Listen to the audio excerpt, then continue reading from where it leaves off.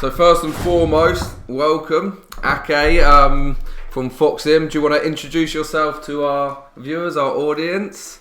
Give them a tiny bit of background about yourself. Thanks, buddy. Thanks for having me. Pleasure. So, I'm the CEO of Foxium. I've been in the industry since 2003. And my latest endeavor in the gambling industry has been launching Foxium. So we did that 2015. 2016, 5 years now. Yep. Time flies. Unfortunately, we only have, if you can see my screen, we've only got 6 games on the casino we're on. So this isn't, it doesn't have your first game, does it? If we went back to right at the beginning. No. Do you look back at your games and think, well, tell me about this, because I don't think I've played Astro Legends. I mean, we'll start off, let me just set it for 50 spins. You're laughing. Is this because look at that! Look at that user interface. I mean, like, there's so many weird things we were doing back then. But the thing is this, that before you say anything, you say look at the user interface. I've still seen worse in the industry. Okay, it's a big button. I've got the balance. There's still some, that I look at and think, that is so dated. Yeah. So this is a respin type of game. We've got it's a cluster game. We have locking queens. Yep. Yeah. For an early game, the sound and graphics are not bad though. But one thing you touched upon that I guess is a pillar for Foxium, and we'll get onto it when we look at Cossacks, is the art and the studio and design. I mean, I guess then since you launched the studio, for an old game, the sound, graphics, artwork, symbols, everything, there's a lot of clarity, there's a lot of positives in that respect, even looking back at this game, and that's always been a big part of Foxium, right? The creative side of your games. I guess that's been one of the areas where we have been very strong at. But I think, like, from a mechanic perspective, and like, this game is so freaking slow. I mean, listen, it was slow because we had those locking queens, we had the respins, and we ended up with a one euro bat, so the same as our bet amount. But that is the content curse of being producing something. Like, at the time, what we knew then, I mean, it's like we acted upon the information and the limited data that we had back then, and we tried to do like something that, well, a cluster game mechanic, but the theme and the grid, how it's laid out, I think it speaks to a very limited audience. But it's one of those things, like, you release it and it's like, why did we do that? But hey, as long as you do a post-mortem and you look at the things that wasn't good in a game and you just try to improve, I mean, that's all you can do. Of course, it's a learning curve every game. It's being able to pick apart the good things, but all right, we'll move off this. I mean, even if we land on your website for Foxium, you have this animation. This is without sort of boosting your egos, but if you went on sort of the Pixels, not the Disney type stuff. I'm trying to think of the studio, the film studio that releases those animated films, but this is a sort of little animated movie in itself, and you can see the strength in what you've done in terms of that respect, and that definitely rings true in your game. So yeah, if anyone hasn't seen before, check out Foxium's website, have a look at their games, and this was Free Tiny Gods, so we can move on to that, because I remember when we met, and you showed me Three Tiny Gods, and you created that little movie at the time. And it was very impressive. So moving on, we're fast forwarded a bit. You know, you've had now 3 or 4 years of microgame experience, learning, you know, what works, what doesn't work, and it's taken you to Three Tiny Gods. And this is your first introduction to a little sort of jackpot type mechanic in a game, right? Yep. Yeah, that's right. I think. If you look at what's been released by Microgaming and during the timeline, the games that were released, I remember meeting you at ICE some years back, and it was a couple of years ago. We were launching. You remember Great Albini? Yeah, that was, you know, because we talked about Adila, and then we went on to Great Albini, and that had the bonus buy, and it had the different. The different levels of buy, didn't it? Even then, you could buy a more extreme or volatile bonus. What this was their first. This was one of the first game on the microgame platform that had a buy. Okay, interesting. We can see it here. Exactly. Yeah. Let's do one again, while we talk about it. We've got the 8, 10 or 12. So we're on a 1, 2, 5. This is all real money, but we're in wagering here, hence the big balance. We had some nice wins the other day. So you've got the 100x, you've got the 110x, and then 150. Well, my maths is bad.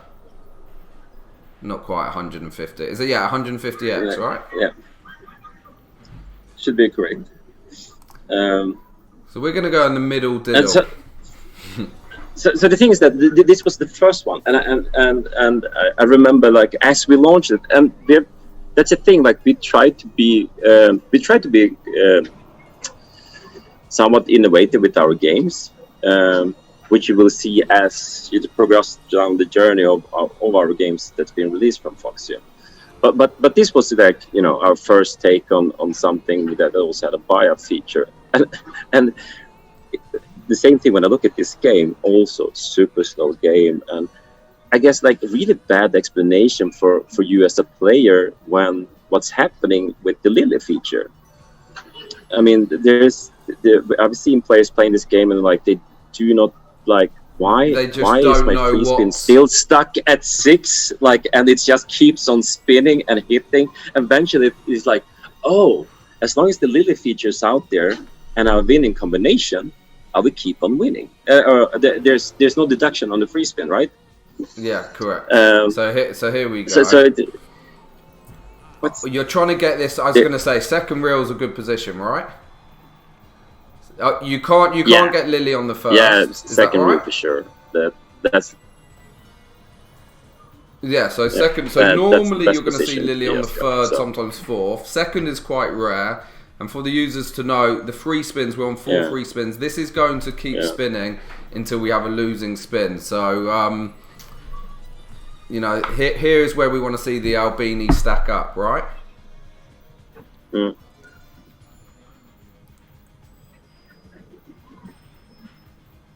Yeah. So I mean, we still have this game, players that just, fell in love with it. And I remember also in this bonus feature we had this really weird way of doing a lightning link type of feature in the bonus. Doing a what? What was that? Let's just a lightning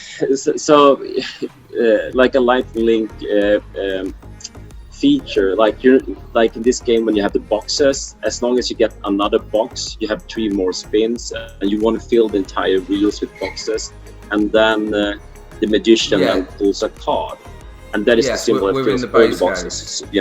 Right?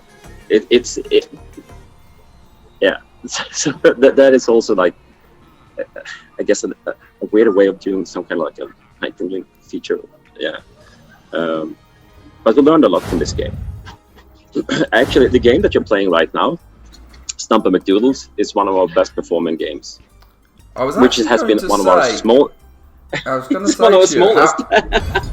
How does this perform? Because it's a massively underrated game from a streaming perspective.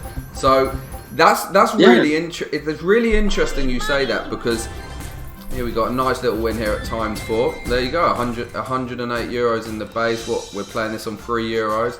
So this is a bit, not a fallacy, but as a streaming channel, we have a certain audience, and you know they're into volatile games. Yeah. Well, not everyone, but the streams, you then become very familiar with what game requests, and you know there's a pool of 100 odd games. Yeah. Obviously, every now and then, you know, a game gets mentioned that you know viewers don't tend to talk about.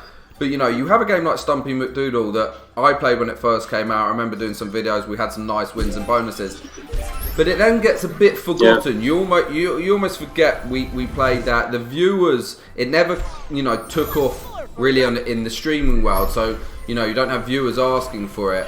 So it's interesting that your performance that you see from players is so different to the viewer's perspective of what's a popular game and what have you, because we just missed it. They're so used to seeing sort of the same games over and over. So it just goes to show with such a small demographic of the overall portion of players playing slots, the streamers and the viewers, we make up such a tiny pool of that, and there's so many games out there that are outperforming popular games from a viewer perspective, but just completely different. So it's interesting to say that this is still a really one of your popular games. That's one of the things that we talk a lot about internally in our studio, and I think that when it comes to streaming or streamers, as you mentioned, like those games that are popular and they don't resonate the same way with the larger audience, pool of players. Just the general players, right? Yeah, absolutely. Like call them the general players that would never watch a stream. They're not on Twitch or anything. They don't even know streaming like exists. Tiny portion. These guys with no idea that YouTube exists for streaming. So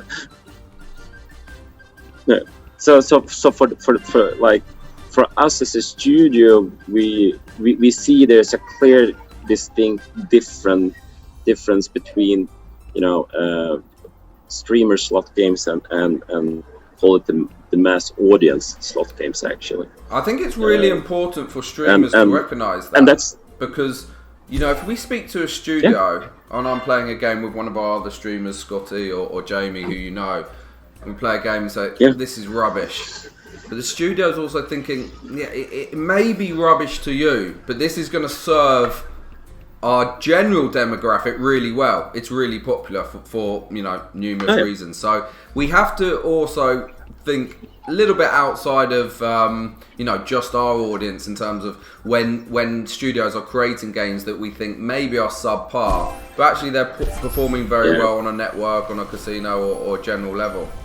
Stop. And this game, like with Foxify, that this was our first take with a boost function. Thing is that first, like before we had any data, we were a little bit unsure if it would be appealing enough. One criticism I have with our own studio is that I don't think that we're selling the boost function good enough, what it actually is doing for the players.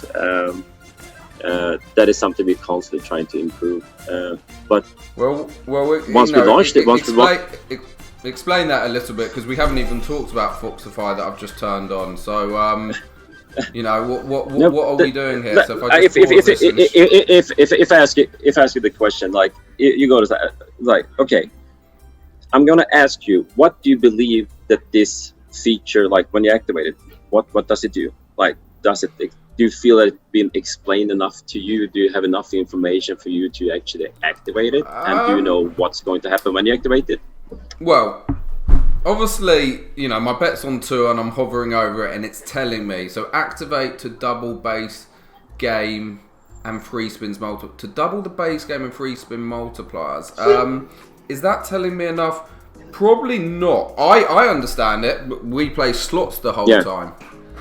But you know, that's the thing. To double the free spins multiplier. If someone's just stumbled on this game and not even massively familiar with what multipliers are, is it enough? And the base game, no.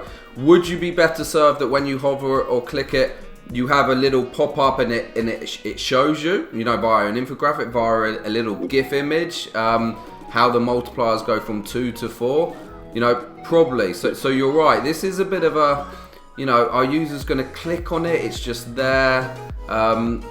Is there enough going on when you launch the game? And also, I've got to go all the way here on the left-hand side of the screen to find this thing here, to go into a pay table, to then go... Where am I going here? I'm going to the last section of your pay table at the bottom to talk about Foxify, which is actually a big part of your user interface on the screen. It's next to the bet. So that doesn't correlate, right, does it? That something that's so prominent on your main screen, because it's next to your bet, ends up being the last thing you're telling a user about within your description. That's exactly the thing, and that is something that it's just not good enough. Simply put, because here's the thing: like, if you look at you as a slot player, you're a professional slot player. Like the professional slot player. No. I'm pretty sure our audience is saying I'm anything but a professional. I wish I was. What we see is that it's probably like more than 40% of the players are actually using Foxify. In some games, it's 60%. Really? So it's like that's a high portion. Oh yeah. So there's so many small things. Even on Foxify, I'm now playing the game with quick spins or turbo spins on. My belief is on this respin feature, maybe it's too hard to do, but it should always slow down to a tease. So, that just happened so quickly. Where is my chance of a bonus? It's gone. These are the important parts of a game, that anticipation to get a bonus. So, for me, if I was a studio or developer, maybe it's hard to do mechanically, but even if someone's got quick spin on, the second there's a tease there, just for that spin, slow it down, give them the tease, give them the anticipation still, because before I know it was gone. So I think the important parts of a game like teasers and stuff like that, you've got to find ways, even if a user is playing with quick spin. What we talk a lot about is the game flow, how the game flow should constantly be shifting depending on what's happening in the game. And you're touching something that is so critical when you're making a slot game, to get all of these things right. Which you obviously haven't done in this game either. Yeah, and when we're talking about game flow, this is another, not game flow, but another interesting point. We're now playing with Foxify on, so the bet's free, but really if I turn it off, the bet's 2. Now this can be slightly confusing to a user, because if my bet's 2, there's no Foxify, I can buy free spins for 50x, €100. But if Foxify's on, the 100 doesn't change, because you're still buying it really at €2.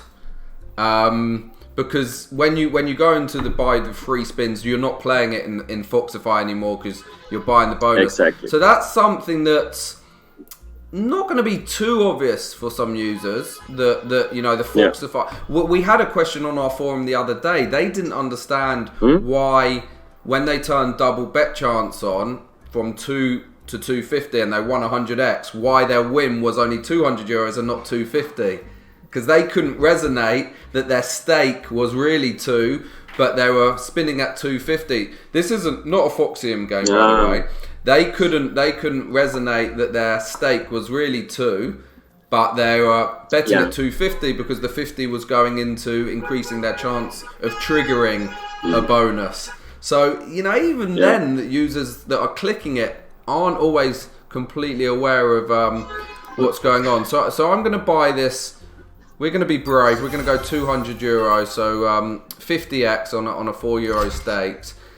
And really, the aim of this game is to collect these wilds, right? You want to be moving up at least to this first level, and if you get the top level 4 wilds, you're looking good. The VS become connected 4 wilds, so it's like easier to get massive pace. That one. And you have another 3 spins. So we've got it early. Good here. Yeah, this is a good start. Getting the 3 spins early.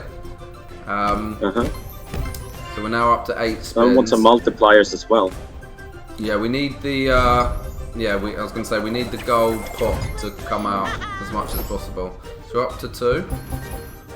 Wilds have separated, but no, we found a win there. 40. So what's our target here? This was a 200 buy. So we want to shift them to the left. Wild, nice. I was going to say, what did we want there? A wild or a multiplier? I really want to collect the wilds, don't you? You want both. You can actually get both in a jar. Oh, the jar's out again. Both. 5 wilds. Here we go, Ake. This is looking nice. Yeah, what have you done here?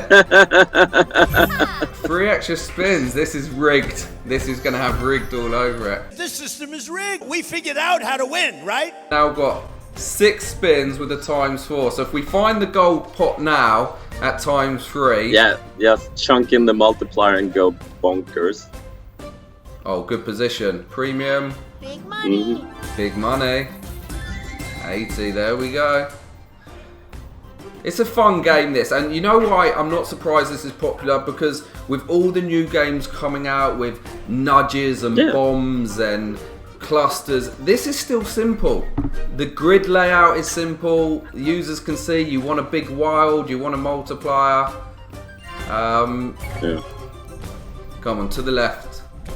We need the gold pot. Oh, it's disappeared. Oh, the gold pot's disappeared. We've got some barrels though. Okay, we've got 1 spin for profit. Doesn't look like the gold pot's coming out. Oh, here we go.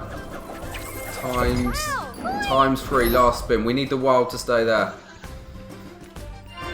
Oh, we just missed the big one, didn't we? Yeah. Still a nice win. We'll take profit. We bought that for 200. Yeah. Ended up with 298. But yeah, going back to what I said, do you think that's why this game's been popular? Because it's still quite simple for users to play. It's got some nice base wins. It's again graphically, sounds all there, user interface, and the bonus is pretty easy to work out what's going on. You progress levels as well. So bonuses where you have progression are always exciting. Yeah, I think it's those things that you just mentioned. Like sometimes simple is better. If you look at what's being pushed, like in a lot of streaming channels, like there's always like this new weird cocky mechanics that is just, some can be it's just too complicated to resonate. Some are just so complicated. The mass audience. If you have a game that we still don't really understand, then you know you've got some problems there, right? You know, and absolutely. I don't want to call people out because some of these are popular games, but I think they're more popular because of the win potential and some of the other stuff really than the mechanics, you know. So now we fast forward all the way to your latest release, Cossacks. Yeah. And this is, you know, people are probably going to say I'm saying this because you're on a call, but, you know, I've been playing this with Jamie and Scott and this for us at the moment is up there for a contender for, you know, maybe a top 10 slot of the year. And I think there's a few reasons. First of all, like we talked about from your first game, graphics and sound are just awesome. The animation, all the symbols are so clear. It's still simple in the sense that, you know, hunt to trigger the free spins, we're looking for HUNT. You know, we're looking at the grid and users can understand its wins left to right, an increasing multiplier. And then you've got Wonder Ways, which actually, you know, you can talk about Wonder Ways. It's not your first game with Wonder Ways. That was Boom Pirates that we haven't played. So, you know, I'll let you talk a little bit about this and concept for it, and how it's evolved. So this game, let's look at first the core mechanic, which is like the Wonderways, right? That's something we started with an older game called Boom Pirates. We just wanted to see if we could make 10 million plus ways game. So it went really bonkers, right? But it's I felt and our game designer Daniel also felt that the entire game never felt alive because it was such a high, number of ways game, and that's why we tried to control the math when you have 11 million. I think it's between, I don't remember if it's 10 or 11 million ways. It becomes quite hard. You cannot go very creative, right? So that's why we're like, okay, we need to narrow it down, and then we try to look at the mechanics, and we tried to just do something that was still spinning on the core mechanic of Wonderway, which is the different zones. You have in Boom Pirates, you actually had 4 different zones for the players where the reels were dropping in. Now here you have 2 zones. You have the hunt zone in the middle, and then they have the. Oh, natural bonus. Natural bonus. We like that.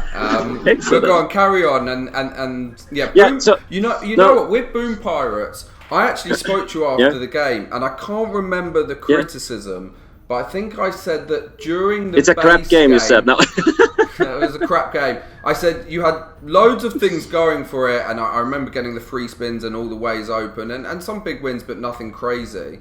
Although, no, I did get some few good wins, but I think I said in the base game, it shouldn't. It's the win potential, the build-up. Yeah. It reset, but when you're on a winning ways, I think I was saying to you, there was a way of trying to continue it or something. I can't quite remember, but I remember saying that I thought there was quite a big fault in the fact that you had some mechanics and features there, but they didn't quite come out into the gameplay enough. Yeah. So that is there were many things going on with Boom Pirates that we looked at, and it's just to see how can we make things better. It all came down to what you see in Cossacks. Less ways, but you still have 2 different zones. The hunt zone, which is in the middle now in the free spin, and then you have the outer zone. Now we actually took a huge risk in this game. Because we're resetting the entire outer zone, and this can be, looking at. I know we got some criticism early when we showed this game internally to some people. It was like, well, you are removing a big win potential, like if it's a high paying symbol in the outer zone, but. What we try to explain is that, well, that is true. But now look at the trade-off. If you reset the entire reel, you're going to have such a bigger win potential in every spin, and that will lead to increasing the multiplier. And in the base game, you want to dig into the hunt zone because you want to get to the free spin, and it increases your chance to create the next cascade. So let me just explain, if some viewers and listeners, I do apologise, there's some drilling next door, to explain what you're talking about. So obviously the outer zone here, guys, is where we've got the Wonderway. So if every one of these symbols was open, you'd have the max ways, which is 4, 6. Let's have a look. 4, 6, 4, 6, 6, 5, 6. So everyone's open. It's increased my bet by 5. We'll talk about that in a minute. So what's Ake saying, and why I think this is a contender for Game of the Year, is that normally with a cascading game, when your multiplier's going up and you have a connecting win, it won't reset. So you will see that you have the potential for, let's say you've got a top paying symbol, a premium going across on 2, 3, 4. The user's already, wanting to, anticipating hitting that reel. that symbol to connect the win. But you reset all the ways. So actually, by removing that, removing the anticipation of one symbol, you're actually giving the user the chance to get a completely different win. It could go from a premium to back to sort of jacks all the way across, rather than reliant on hitting on one reel. You could then end up 6 cards. And what you're doing with that is increasing the number of wins, which means this multiplier is moving up, which is where the big win potential really comes in, getting the big multiplier, not necessarily hitting the premium on times 4. Obviously that's going to be a nice win. So I think what I've liked, and we played this, I think me and Scotty had the other day on stream, this multiplier going to times 20. Then the fact that when you reset the reels and the wilds can drop in, any spin can sort of end up paying, and I think that's what's really nice. So let's we'll go back to yes. One thing, Josh, I want to say about this game is that actually what we have seen is, if you think about again the boost feature in this one, Foxify. This is a big difference, by the way. This is 1 to, I'm going to click on it, 5. Yeah, and here's the thing, like we had an early feedback saying that we were insane. Like, you're going to burn out the player too fast. It's, why are you doing a Foxify that is a 5x your bet? That's just insane. And I've always believed that don't make people dumb. I think that players are smart and understand the bankroll betting behavior. And if there's a 5x and they want to try the feature, let's say that your average bet is always, you have €100 and you bet 1% of your bankroll, you bet €1, right? You would drop down to 20 cents and try out the feature, Well, that's what I've done. That's what I've done here, right? I was betting at say 4 or 5. Yeah, I mean, if you have a bet, I've dropped down to 1 to increase it to 5, rather than say my bet size is 5. I'm going to Foxify and go up to 25. You sort of go back to the stake. Yeah. I like the way you talk about bankroll and stuff, and I won't bore the users, but again, bit of our background in poker here. We're talking about stakes and managing your bankroll, and it's like what tournament you should buy into and stuff. But you are right. You're hoping the player understands that. Wow, that's a big increase, so I need to pull back. My bet level. But here's the thing. Then, when we do a lot of our testing. And we're building the slot and trying out the different maths. I mean, we do a lot of testing.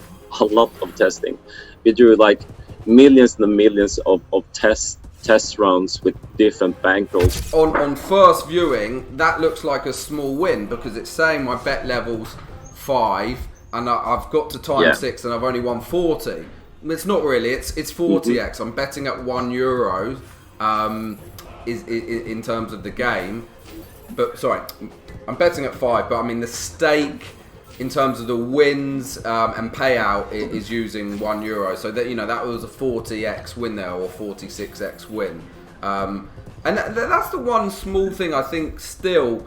Even though users understand what's going on, there's a lot of tens there. So that's €75.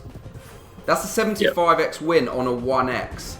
I mean, so that's a small potential there just with tens. If that's at 3 or 4x, all of a sudden we're winning 300x, on the third level. I mean, I think you're right. The survivability of your bankroll is playing a game with 4, 6, 6, 5, 6 ways each spin is you're getting a lot of juice out of that. Because if you think about it, the hit rate will go up, right? And you are going to have more symbols that is going to open up in every spin, and every time you have a reset, which means that the multiplier will go up way high, way higher. And also, if you do hit the free spin with Foxify, then it's carried over to the free spin. Now, this is a good point. I'm glad you've mentioned that. Okay, I don't think that is explained well enough in the game. because or I agree even with you. instruction. Because I was speaking to Scotty and we were speaking to the viewers. That is a massive, massive, massive part of the really big win. It's almost like playing a slot that has a super buy or an enhanced feature. So just to explain what you meant for the viewers, when you trigger the game and you're not playing Foxify, you go into your free spins with an increasing multiplier, but you still have the blockers. You still have the random ways on every spin. But when you trigger the free spins with Foxify on, you are starting on ×1 still, but your free spins are then played in Foxify mode. So all your ways are open. Yep. You start at 46656, and that's the whole way through. Free spin, Foxify mode. Deactivate when the free spins are on board. So the last line. It's like the last line. The Foxify mode will be deactivated when the free spins are bored. I mean, like that's saying the other way around. That's saying that if you buy the feature when Foxify mode is on, it deactivates, so you go back. But I don't think anywhere here you've explained that if you get the feature with Foxify on, you go into the feature with. Yeah. So and that's a massive thing for users to understand, that you can get a great bonus normally, but if you trigger this with Foxify on, which I've never done yet, you're playing the bonus with 466 ways. At that point, the multiplier can reach some really high levels, right? Mm-hmm. I mean, we can show users an example. I mean, so I'm going to now turn Foxify off. I'm going to go to the smallest bet size. I'm going to buy a bonus, and unfortunately, we can't show users a bonus with all the wonder ways on, but we can show a user bonus starting at ×20 multiplier. What an interesting thing you could have added is an option for users to bar bonus with Foxify. Yeah. Then you have. You've given users. You would have a 2000x. Yeah. You'd have a 2000x buy, but I mean, it's interesting. You've given the users the option to buy starting with a high multiplier, but at that level, is it worth having a super buy where they can buy with Foxify on? Another thing also to keep in mind, like some operators get really nervous when you have a high buyer feature because it can be so volatile. Yes. So it's also one thing building a game for. I would consider Cossacks to be a game that hopefully will resonate very well with the streamers, because of the buy feature and so on. But it's not always necessary that the operators appreciate these features. Oh yeah, completely. And then you have all the market, and then you have all the markets that don't even, you're not even allowed. So they have to have options where the operators can switch on and off. Right? Exactly. Well, it's so important as well to still consider markets like, said, the UK, where we're buying here. And as I've explained to you, we've got a base now in Ireland for that reason. We stream from Ireland now.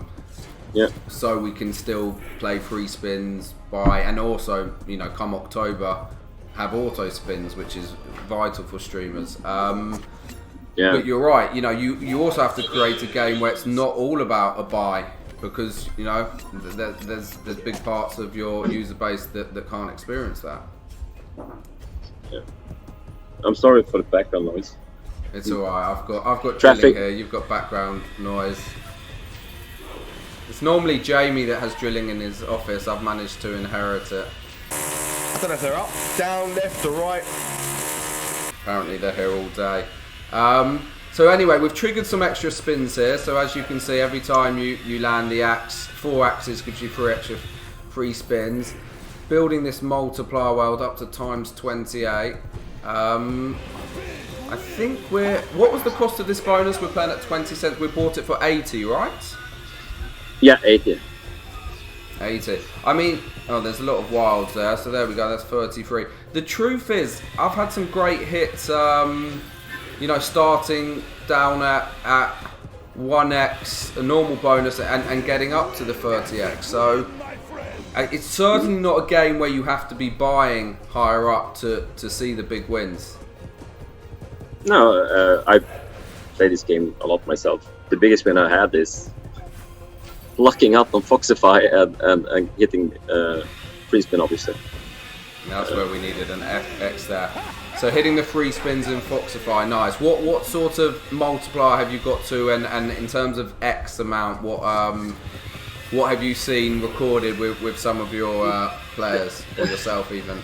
I think personally the highest I have, and that when I started with from Foxify at 1, I think it was 41x. 41. Nice. Well, listen, we've got a good chance here. We've got 3 extra spins. We're at times 34, and we've got 4 spins to go. So this is where we really want good ways. This is, now we're getting into the big spins. part of the bonus. 3 more spins. Now we're hoping to see wilds. None there. We still need 20 euros to make our money back. Come on. Yeah, we've got a chance. No. Oh, it's just gone dead on us. It's given us the extra spins. Oh, we've got some wilds. We need one more axe. We've got the wilds. All kings, all the... Oh, we've made it. We've made our money. Queen. We need the axe. Let's find the axe. Alright, listen, it was a big buy, but we got up to times 37 and we made some money there. Only a little bit, but it's still profit. Yeah, I'm a big fan of the game. I think you've got the anticipation. I like the way it resets, so you're not calling for just one symbol on one spot. It's quite hard for a player to know that they only have one out shot. It's a bit like poker, one jack in the deck to hit on the river, but that one ace for it to connect. It's nice that it resets, and actually you've gone from wanting an ace on reel 1 because you can see the connection to actually any symbol. You've got the extra free spins coming in. You've got slow rolls and the music. When premiums are lined up there. So yeah, I think. Listen, hats off to you guys. You're honest enough to say in the past games that you haven't been happy with. You've seen evolve. And you've got to this point, so great stuff. What's next for Foxium? What's on the roadmap? What do things look like next year? We have Gods of Seas coming out on the 2nd November.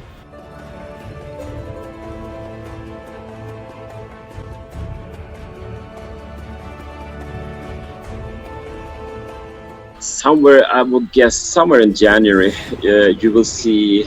One moment. Revive. Oh,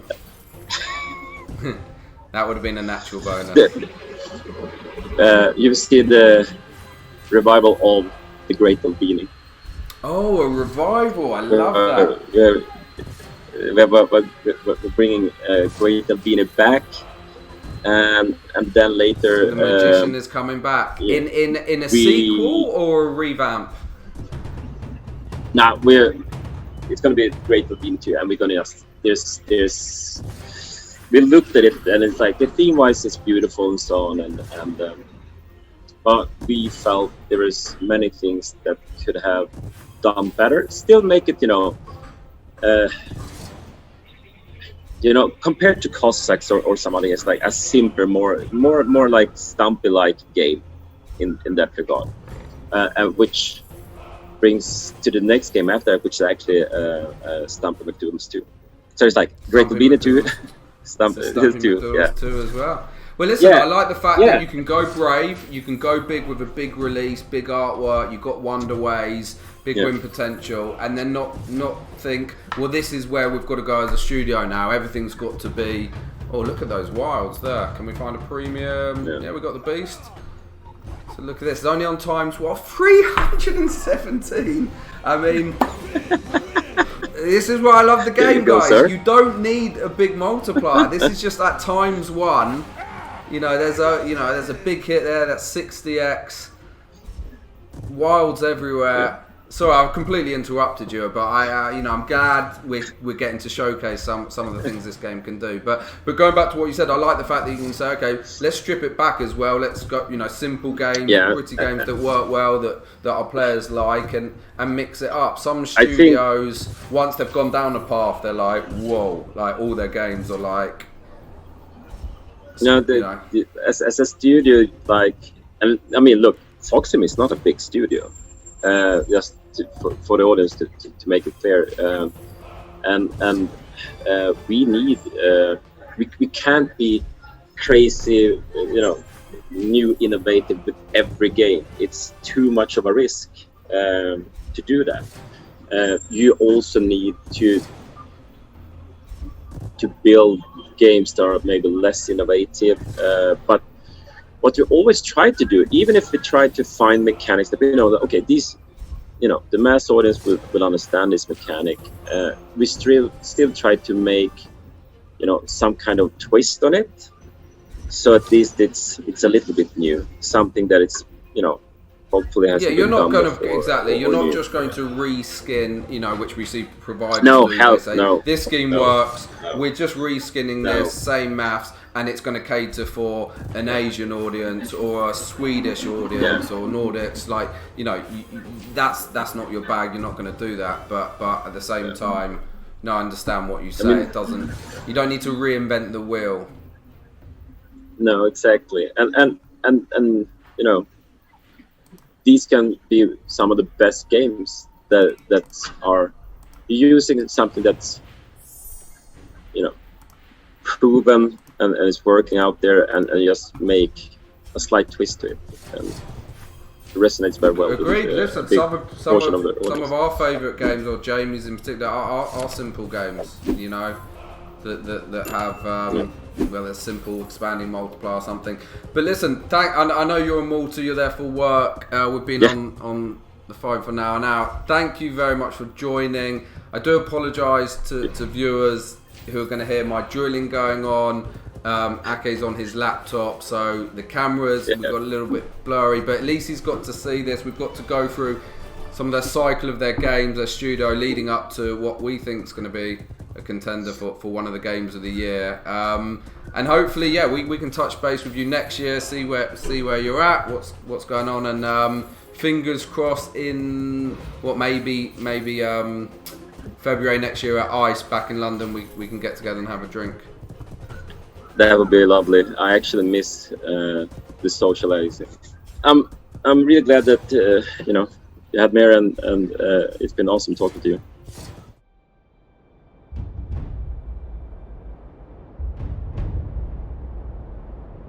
Brothers and sisters, the forest encircles us. Deep and dark and demon-haunted. Our foe stalks there, unrelenting and undying. Today, we take the fight to him!